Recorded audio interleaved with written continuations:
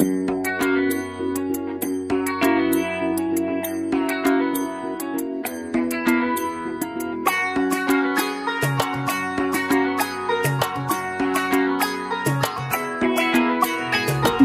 বাজা কাসর বাজা উলু দে আর শাখ বাজা, বছর পরে আবার এলো মাঝে। পুজো পুজো গন্ধ নিয়ে নতুন গানের ছন্দ নিয়ে